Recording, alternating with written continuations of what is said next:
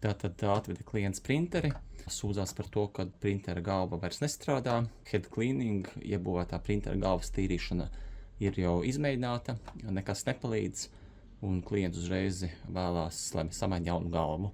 Mums servisā ir jaunas printera galvas, izsās šādi, nāk tādos iepakojumos, un šo printera galvu mēs arī mainīsim.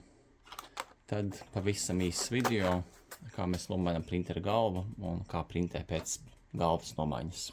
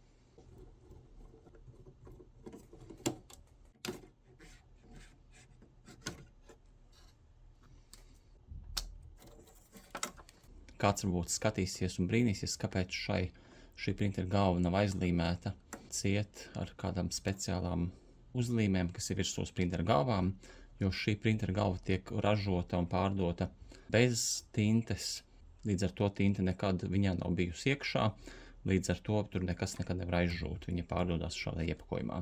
Tās printera galvas, kas ir uz kārtridžiem, viņas pārdodās kopā ar tinti, līdz ar to aizžūšanas iespēja pastāv, un tad tas printera galvas aizlīmē ar speciālu uzlīmi.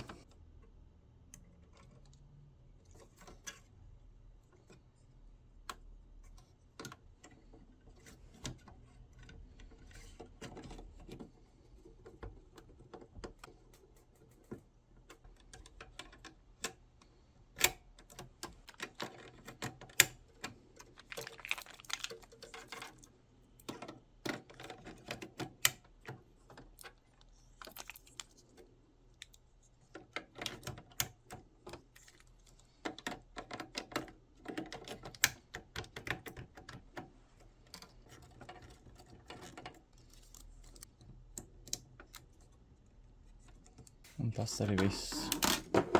Varam ciet.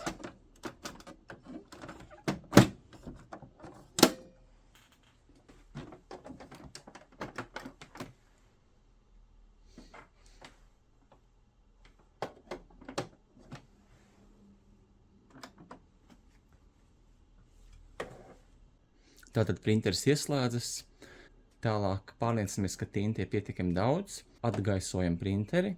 Un taisam head cleaning, lai tinte tiktu pavilkta ārā no galvas, lai var mēģināt printēt. Un head cleaning izdarīju ārpus kameras. Tas bija garlaicīgs process. Uztaisīju atgaisošanu plus head cleaning, tā lai tinte tiek pilnvērtīgi līdz galvai. Un tagad spiežu pogu pārbaudīt sprauslas. Printēsies testa lapa, lai mēs redzam, ka viss printējās kā vajag.